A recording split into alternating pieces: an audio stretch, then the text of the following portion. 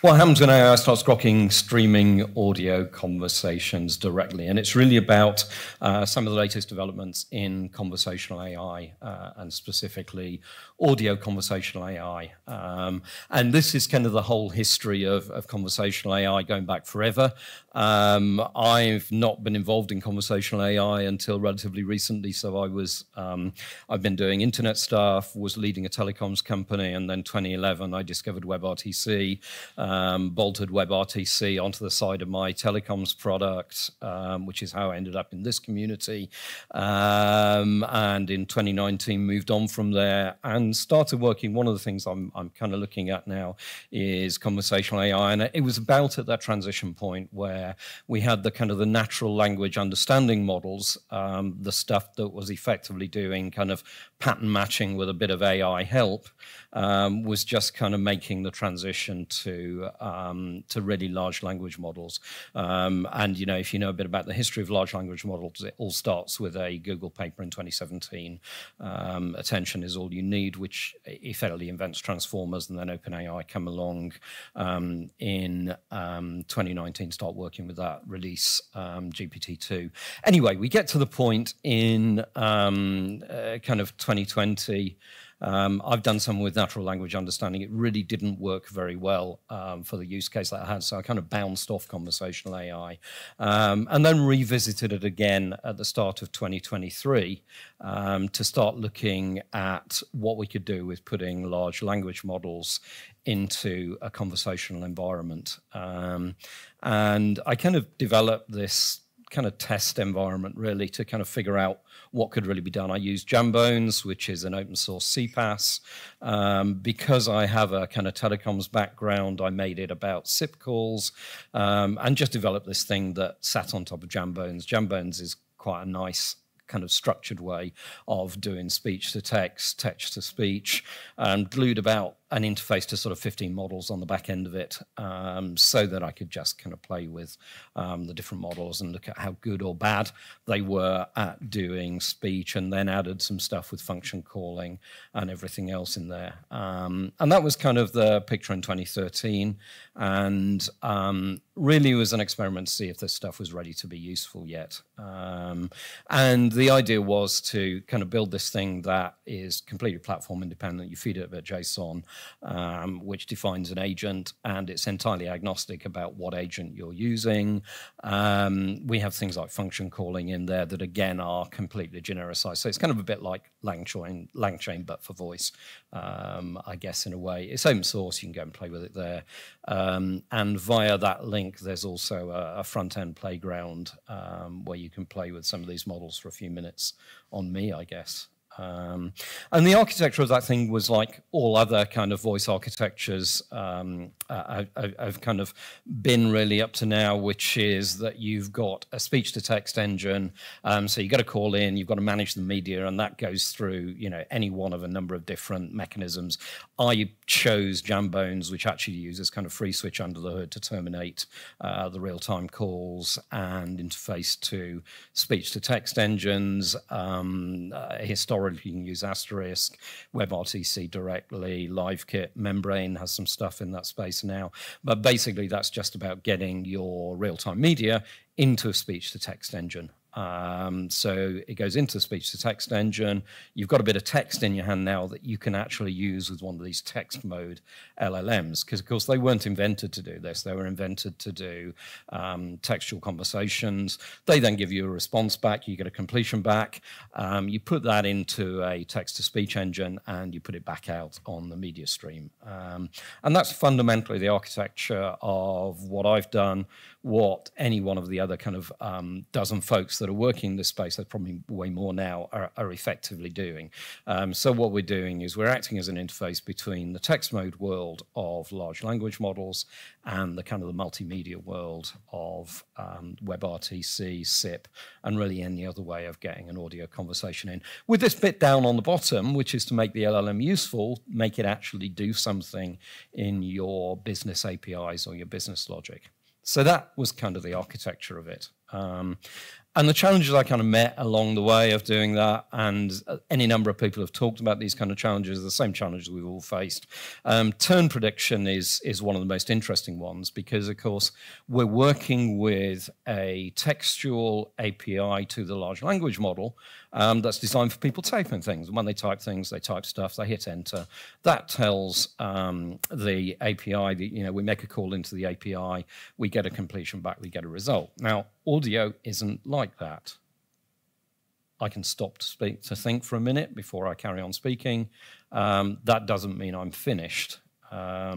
So we've got to synthesize that into turn-by-turn text chat. And we use various techniques like auto-silence detection, voice activity detection is a way that's often spelled, which basically means if the conversation goes quiet for, 300, 500 milliseconds, that means I'm done.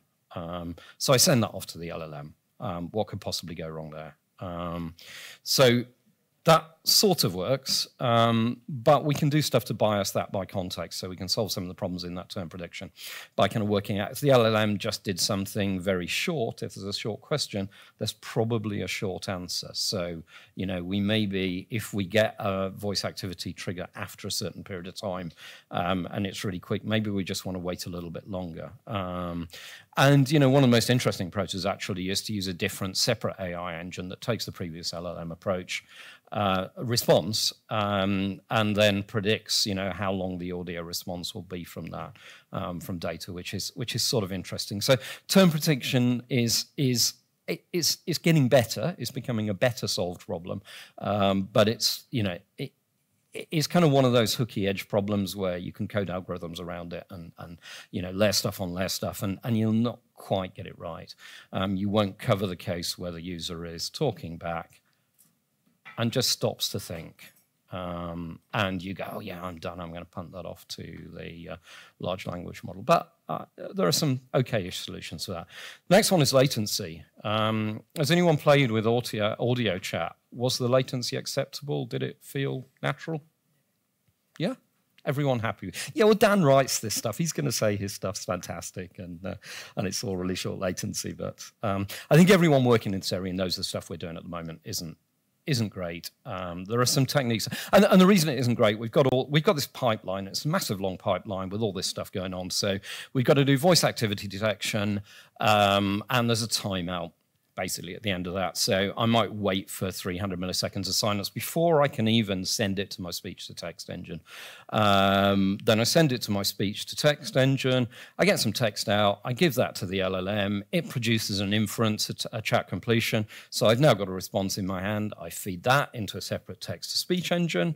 And then I get some, some audio back that I can then transmit across the network back to the user. So that's why this thing is kind of a bit slow, and it hasn't got that kind of natural conversation flow.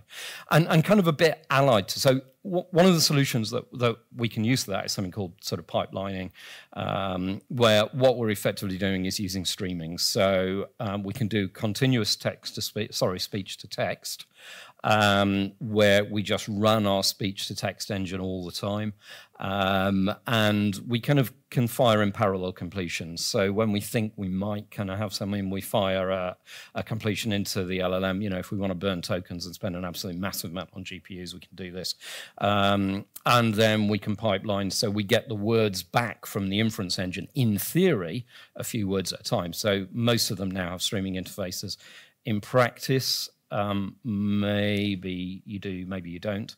But what we can do is feed that into the text-to-speech engine if we're using a streaming text-to-speech engine as we get it. And what we do, we kind of, by doing that, we shorten this all-important from when I finish speaking on my section of what I'm going to say to when you get the first utterance back, because that's what makes us think there's someone on the end talking to us. So there is some stuff you can do there to make that, from lots of seconds kind of to sort of less seconds. And sort of a bit allied to the turn prediction, we don't talk strictly in turns. If I'm talking to someone in a call center and they go off at a bit of tangent, they're not asking me the questions or answering the questions that I want, I overtalk them. I don't wait for them to finish really politely like I'm on a walkie-talkie or on the radio. I just say, no, that's not what I want. So we have to figure out a strategy for what to do when we get interrupted. And this is especially important if our activity detection, if the turn prediction isn't working particularly well, because that isn't going to be an interruption. It's actually going to be the second part of what they were saying before we kind of rudely interrupted them. So, you know, there is some kind of stuff that we can do there. Again, if we leave the speech-to-text engine effectively running continuously, when we detect a new speech input during the playout, we can kind of say, okay, the user hasn't, or the client on the end hasn't listened to everything we've said yet. We can sort of timestamp that, and we can figure out how far into the response we were. And if they're just saying, no, you've got that wrong, or they're starting a new question, then we just kind of edit the chat history effectively to take out the last response, so that when we feed that context back to the LLM, we're kind of editing the history of what happened so it doesn't think that it said what it thought it was going to say. You know, there are ways around that, but again, we're kind of tweaking things. And it actually turns out if the play out is nearly finished, you don't want to do that, because you know, the user got the gist and they were just kind of interpreting the end of the conversation, and it's best to actually let it flow. And then lastly, there's controlling the conversation, right? Because we're talking about LLMs. Hallucinations are a great big thing.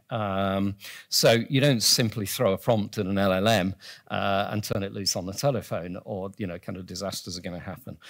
So a few of the things that I experimented with and tried to figure out what works well. System prompt switching was my kind of first go at this, which is basically programmatically at each turn, you kind of switch the system prompt to effectively give the LLM more and more specialized instructions about what you want it to do. Turns out that's horrid, because it means you've got to do something programmatically, and programmatically and AI tend to be quite bad things, particularly synchronously and programmatically. Retrieval augmented generation, that is sort of a technique that's used a lot in text AI, which means that if you've got a great big body of content and you want to quickly get your AI to focus down using a vector database on a specific piece of content, you can kind of use that, but it turns out that doesn't work miraculously well in voice AI. And I think some of that stuff is down to the fact that the errors introduced by the transcription don't give you clean enough vector tokens, or, you know, the ambiguity introduced there doesn't work so well. But what I settled on, I think roughly around kind of, start of this year, was that function calling, actually. Function calling with appropriate prompts is pretty good for this stuff. So we put function calling into the agent and made it generic. So when I first started working with this stuff, no one really had function calling. OpenAI kind of had it after a fashion. But since then, when Google came out with Gemini, that has function calling. Anthropic have function calling. Llama has function calling. So now we can pretty much use function calling in all the environments. And, you know, that kind of got us to this June 2024 point. So here's a quick demo of what the state of the art, what I call the pinnacle of this kind of pipeline approach sounded like. I'm using something non-commercial. There's a hacker camp in the UK called EMF Camp. It's a bit like CCC if you're familiar with it. And we built something that sat on the telephone network at EMF Camp and grokked their API of events that were going on. And kind of used function calling, and hopefully we'll have some audio on this or it will be terrible, to pull stuff in from their API and advise people what they should go to next, because there's like 1,000 things happening at the same time at EMF Camp.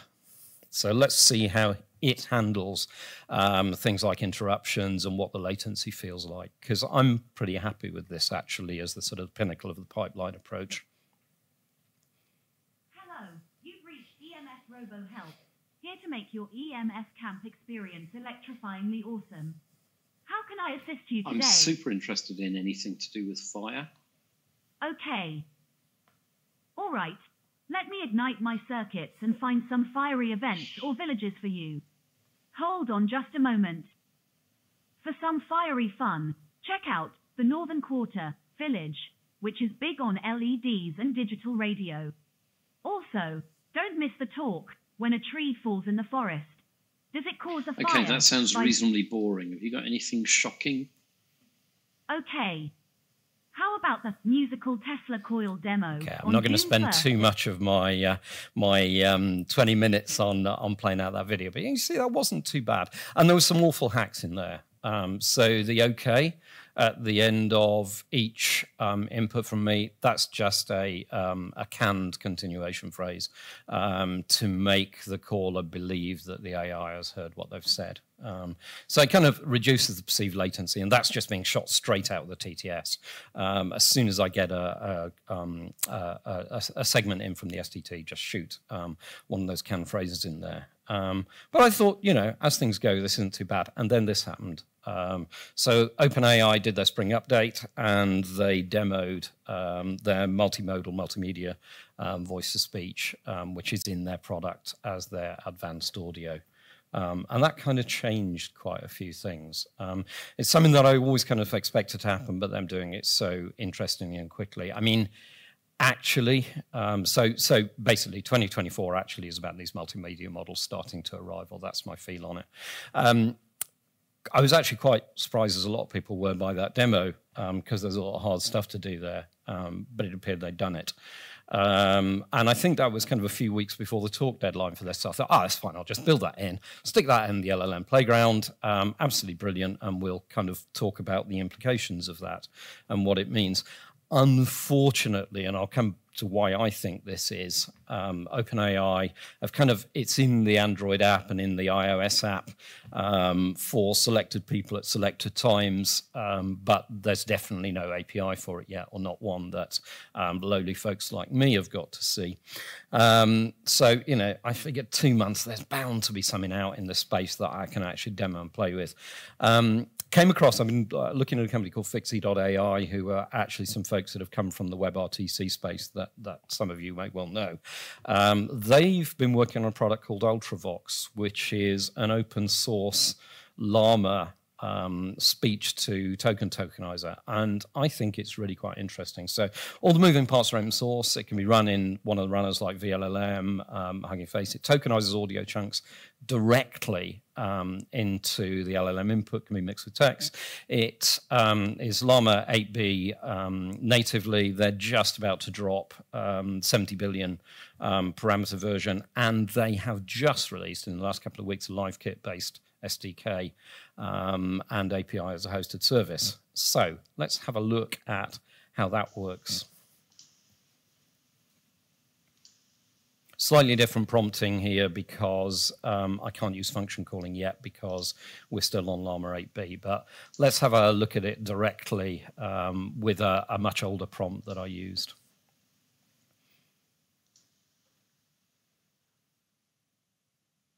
Flagco, thank you for calling. How can I assist you today? Yeah, I need to order some flags. Do you sell UK flags? Yes, we do sell UK flags.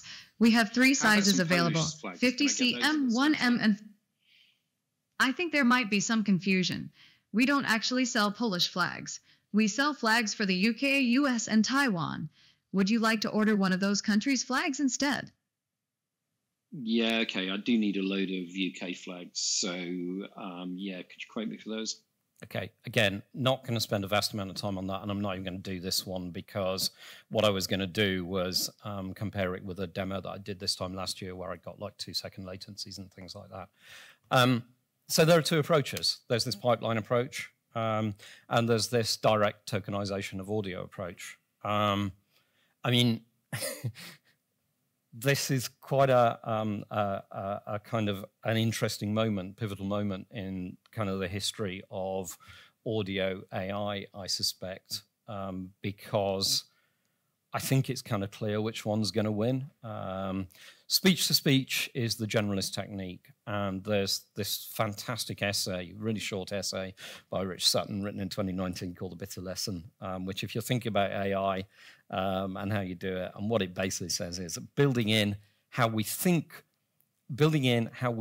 we think does not work in the long run. And that kind of translates to if you spend time solving AI problems by trying to optimize and do algorithms, which is what we're doing with things like VAD, interruptions and all that stuff, essentially you will not get as good a results as just chucking all the data that you've got into an appropriate model and letting it find all those artifacts. And I think fundamentally my take now is that speech-to-speech is going to be the way we do this stuff.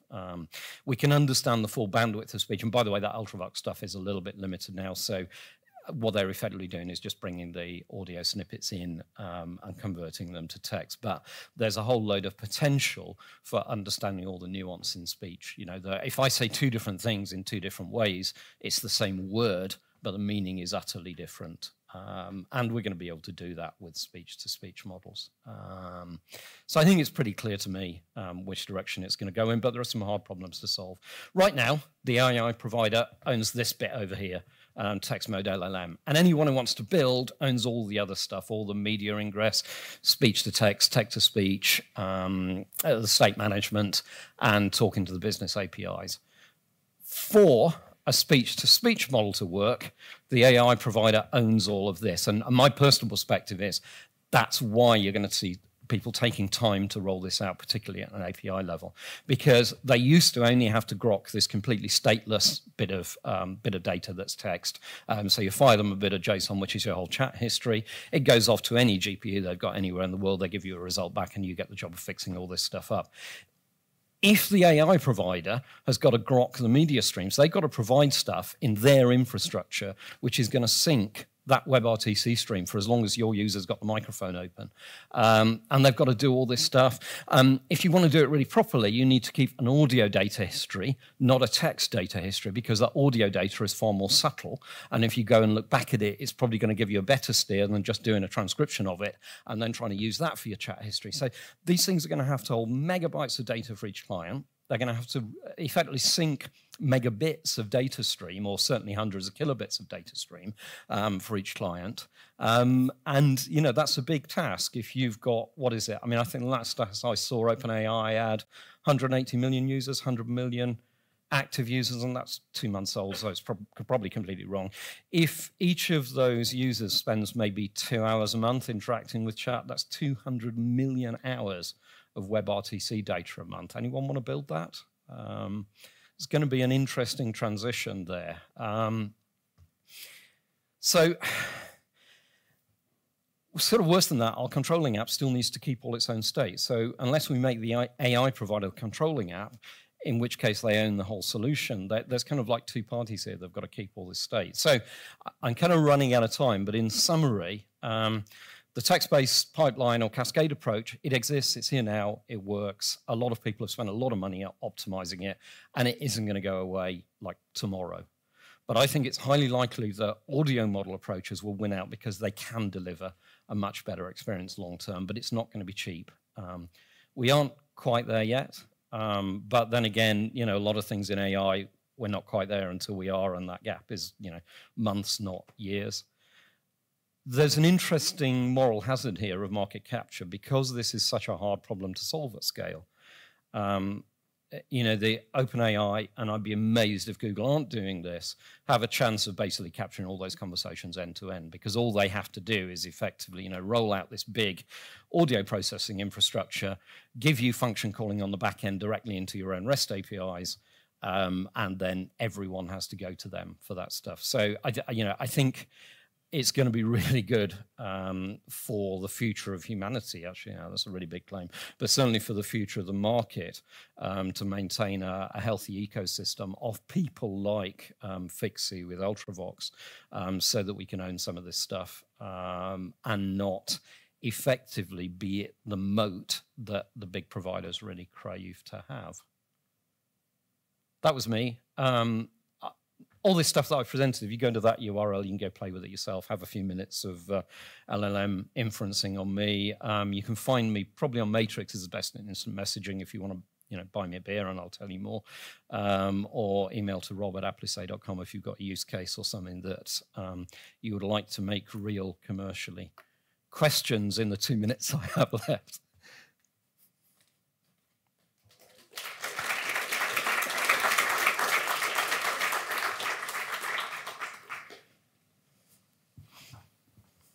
Does audio signal tokenize to the same tokens as text, or is some other data encoded there too? Right now, in the Ultravox implementation, it's essentially the same tokens as the text. However, there's some interesting stuff you can do by having different, the real potential in this stuff is where you have different intonations of a word encode to a different token, right? And all that's possible with big enough training data. Do you know if Whisper supports it? I don't. Oh, does Whisper support that? Because they are using the Whisper front end. I don't honestly know. Okay, thank you. But it's an interesting question, certainly. Any other question from anyone?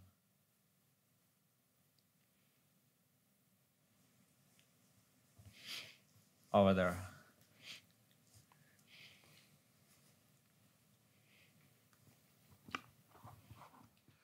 So, kind of catching up from the previous talk, how do you feel about doing some of this at the edge? Like, do we really need the WebRTC bit? Can you tokenize directly at the edge? Yeah, I mean, that would be super interesting, right? Because I guess the only... Yeah, that would work because you would just be feeding a token stream into your LLM, which needs to be big and therefore needs a big GPU. Although, I mean, that demo was on Llama 7B, which you can get pretty close to the edge, right? You can get in a powerful edge device. Yeah, that would be a neat thing to do. Someone should do that.